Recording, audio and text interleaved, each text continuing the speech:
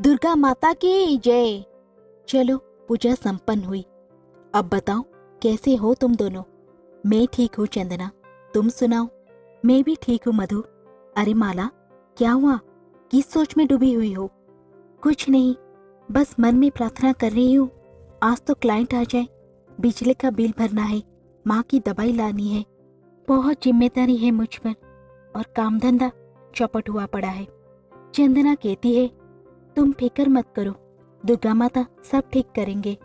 जब मेरे पति की मौत हुई थी तब मुझे भी लगा था कि मैं कैसे दीपू और दीपा को अकेले पाल पाऊंगी, लेकिन मुझे माता रानी ने ही हिम्मत दी और देखो आज छोटा मोटा ढाबा चला के किसी तरह गुजारा हो ही जाता है। मधु कहती है सही बात है, हम भी तो गरीबी की चक्की में पीस रहे थे। माँ की कृपा हुई और देखो आज मेरे पास सरकारी नौकरी है। ये कहानी माँ दुर्गा की इन 3 भक्त की है। चंदना, मधु और माला तीनों माता की बहुत बड़ी भक्त है। कुछ भी हो जाए लेकिन ये तीनों माँ के मंदिर आना नहीं भूलते थे। माता रानी के मंदिर में ही इन तीनों की मुलाकात हुई और फिर दोस्ती भी हो गई। चंदना एक छोटा सा ढाबा चलाती थी। वो बहुत ही बढ़िया खाना बनाती थी और अपना ढाबा चलाकर अपने परिवार का पेट पालती थी। मधु की नौकरी जेल में थी, वो वहाँ पर पहरे का काम कर रही थी, जबकि माला भी वकालत की पढ़ाई की हुई थी, मगर उसके पास केस ही नहीं आते थे। यही कारण था कि उसकी माली हालत अच्छी नहीं थी। ऐसे में चंदना और मधु हमेशा उसे हिम्मत बंधाते थे और कभी कभार उसकी मदद भी कर दिया करते थे। फिर एक दिन जब चंदना अपने ढाबे पर माँ दुर्गा की पूजा कर रही थी, तभी उसके ढाबे पर काम करने वाला किशोर भागा भागा उसके पास आया। किशोर कहता है दीदी सुनो ना। चंदना कहती है रुक, पहले ये प्रसाद खा और अब बोल। किशोर कहता है दीदी लगता है माता रानी ने आपकी सुन ली। मतलब? देखो दीदी, वो जो नदी के पास होटल है ना, बड़ा सा।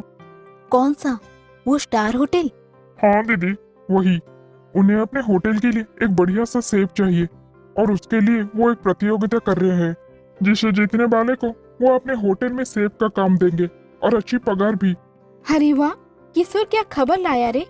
मैं दिन रात एक कर दूंगी, लेकिन वो प्रतियोगिता जीत कर दिखाऊंगी। बस माता रानी का आशीर्वाद बना रहे। चंदना अपने स्वादिष्ट खाने के लिए पूरे मोहल्ले में मशहूर थी। सभी लोग उसके हाथ के स्वाद के कायल थे, सिवाय उसके पड़ोसन दीप्ति के। वो हमेशा ही उसे चिढ़ती थी।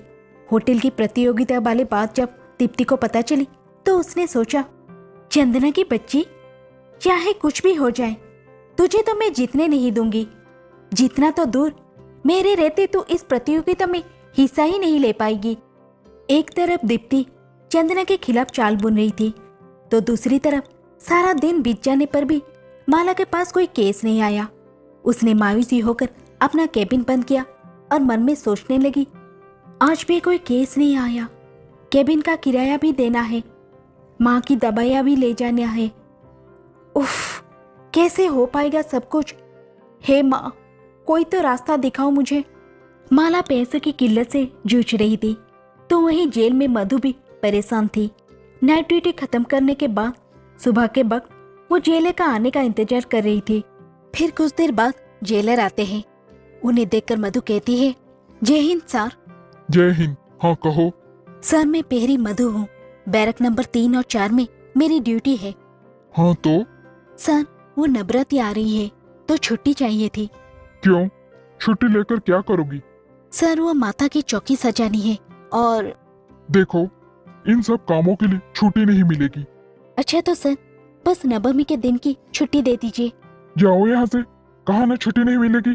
जी सर, जय हिंद। मधु उदास होकर जेलर के कमरे से बाहर निकल आई। माला और मधु जहाँ दुखी और परेशान थे, तो वहीं चंदना कुकिंग कंपटीशन को लेकर उत्साहित थी, लेकिन वो नहीं जानती थी कि उसके ऊपर दुखों का पहाड़ टूटने वाला था। नवरात्रि के ठीक एक दिन पहले जब चंदना पूजा पाठ के लिए अपने घर की साफ सफाई कर रही थी, तभी उसके घर के सामने पुलिस की गाड़ी आकर रुकी। चंदना पुलिस को देखकर कहती है हाँ जी कहिए। तुम्हारा नाम चंदना है? हाँ जी, पर हुआ क्या है? हमें तुम्हारे घर की तलाशी लेना है। इतना कहकर इंस्पेक्टर ने चंदना को धक्का दिया और 2-3 पुलिस वाले चंदना के घर में रखे हुए सामानों को उलट पलट कर देखने लगे। और फिर ये नशीली दवाइयों की पेटी कहाँ से ली तुमने और कहाँ बेचती थी ये सब नशे के सामान? मैं इस बारे में कुछ नहीं जानती हूँ इंस्पेक्टर साहब। इस पेटी में क्या है और यह मेरे घर में कैसे आई, मुझे कुछ नहीं पता। मैं तो पूरी ईमानदारी से अपना छोटा सा ढाबा चलाती हूँ साहब। अच्छा, तो ठीक है फिर अब जेल में अपने जैसे कैदियों के लिए खाना बनाना। पुलिस चंदना को पकड़कर ले गई। उधर अपने घर के दरवाजे पर खड़ी चंदना की पड़ोसन दीप्ति मुस्कुराने लगी। असल में ये उसी की चाल थी। दीप्ति का पति मेडिकल स्टोर पर काम करता था और चंदना के घर में वो नशीली दवाइयों की पेटी दीप्ति ने ही रखी थी ताकि चंदना प्रतियोगिता में हिस्सा न ले पाए। फिर उसी रात जेल में जब मधु चंदना को देखती है तो कहती है, चंदना तुम यहाँ कैसे? चंदना कहती है, क्या बताऊं बहन, मेरी तो किस्मत ही फूट गई। चंदना ने रोते रोते मधु को सारी बात बता दी। चंदना के साथ जो हुआ उसे सुनकर मधु की आंखों में भी आंसू आ गए। तब चंदना ने कहा, मधु मेरे बच्चों को किशोर के घर छोड़ देना बहन, मेरे पीछे वो उनकी देखभाल करेगा। मधु ने कहा, एक माँ को अपने बच्चों की कितनी फिक्र होती है ना, पर माता रानी पता नहीं मेरी परीक्षा क्यों ले रही है। मधु की बातें सुनकर चंदना ने उसे पूछा, क्या हुआ? तब मधु कहती है, हमारी जेलर बहुत खड़ूस है। मैंने उसे नवमी की छुट्टी मांगी तो उसने साफ मना कर दिया।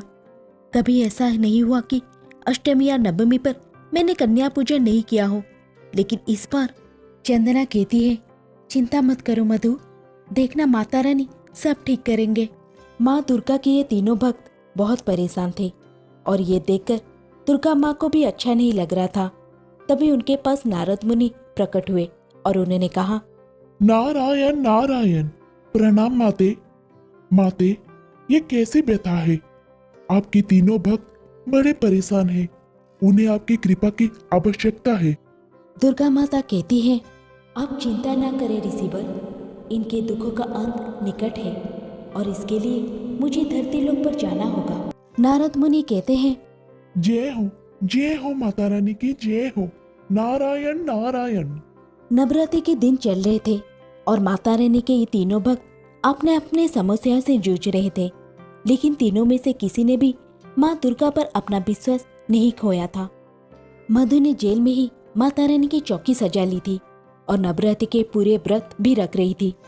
फिर अष्टमी के दिन जब मधु माता रानी की पूजा कर रही थी, तब अचानक माँ दुर्गा की मूर्ति से तेज प्रकाश निकलने लगा, जिसे देखते ही मधु की आंखें बंद हो गई और फिर, आंखें खोलो पुत्री। माँ, आप? माँ, साक्षात माँ दुर्गा मेरे सामने, मैं तो धन्य हो गई माँ। दुर्गा माता कहती है, तुम्हें तुम्हारे काम से अवकाश नहीं मिला तो क्या हुआ, देखो मैं स्वयं तुम्हारे पास आ गई। मधु की आंखों में खुशी के आंसू थे। उसने माँ की आरती की और उनके चरण स्पर्श किए और फिर, पुत्री मुझे तुम्हारी सहायता की आवश्यकता है। मधु कहती है, मेरी सहायता की? मैं एक तुच्छ प्राणी क्या कर सकती हूँ आपके लिए? चंदना को यहाँ से बाहर निकालना होगा। मैं उसका रूप लेकर यहाँ रहूंगी और तुम्हें उसे इस कारागार से बाहर निकालना होगा ताकि वो कल होने वाली प्रतियोगिता में हिस्सा ले सके और अपना स्वप्न पूर्ण कर सके। मधु कहती है, जो आज्ञा माँ। माँ दुर्गा अपने साक्षात रूप में मधु के साथ चंदना के पास पहुंची, जहाँ चंदना दीवार पर माँ की तस्वीर बनाकर उनकी पूजा कर रही थी। तभी मधु ने चंदना को पुकारा, चंदना, चंदना देख जरा, हमसे कौन आए हैं मिलने, साक्षात माता रानी। चंदना कहती है, क्या क्या ये सच है क्या, या फिर मैं कोई सपना देख रही हूँ? मैं तो धन्य हो गई माँ, आपकी साक्षात दर्शन पाकर। अब मुझे जीवन में कुछ नहीं चाहिए, कुछ नहीं चाहिए माँ। दुर्गा माता कहती है, नहीं पुत्री, अभी तो तुम्हें बहुत कुछ करना है। अब मैं तुम्हारे लिए उस प्रतियोगिता में भोजन तो नहीं बना सकती, क्योंकि वो बाकी प्रतियोगिता के साथ सही नहीं होगा। भोजन तो तुम्हें स्वयं बनाना होगा, किंतु तुम्हारे स्थान पर यहाँ जरूर रह सकती हो, वो भी तुम्हारे रूप में। चंदना कहती है, नहीं माँ, बाहर में गई ऐसी प्रतियोगिता जिसके लिए आपको यहाँ जेल में रहना पड़े। तुम भी तो एक माँ हो ना, और अपने बच्चों के लिए कितनी कष्ट सहती हो, तो मैं भी तुम्हारी माँ ही हूँ। चिंता मत करो पुत्री, कल से ही माला कोर्ट में तुम्हारी केस लड़ेगी। मैं खुद उसे मिलकर आई हूँ, वो तुम्हें अवश्य ही निर्दोष साबित करेगी। इसके बाद दुर्गा माँ ने चंदना का रूप लिया और उसकी जगह जेल में बैठ गई। फिर चंदना और मधु ने उन्हें प्रणाम किया और मधु ने चुपके से चंदना को जेल से बाहर निकाल दिया। अगले दिन चंदना ने प्रतियोगिता में अपने बच्चों के लिए और माला ने कोर्ट में चंदना के लिए पूरी ताकत लगा दी। चंदना ने अपने हुनर से प्रतियोगिता जीत ली तो वहीं मधु ने चंदना को कोर्ट में से जमानत दिलवा दी। फिर उसी शाम तीनों एक साथ मंदिर पहुंची जहां कोई नहीं था। उन्होंने माँ दुर्गा को प्रणाम किया और माँ ने अपना साक्षात रूप में तीनों को दर्शन दिए। माला कहती है, माता रानी की जय हो, माता रानी की जय हो। पता है माँ, आपकी कृपा से चंदना केस जीत गई। अब मेरे पास ढेरों लोग आने लगे। अब मेरे पास काम की कोई कमी नहीं है। मेरी बच्चियों, तुम सबके दुख भरे दिन दूर हुए। अब ऐसे ही खुशी खुशी से जीवन बिताओ और एक दूसरे की मदद करते रहो। चंदना, मधु, माला तीनों ने मिलकर दुर्गा माँ को प्रणाम किया और उनका जय जयकार किया। दुर्गा मैया की जय, दुर्गा मैया की जय।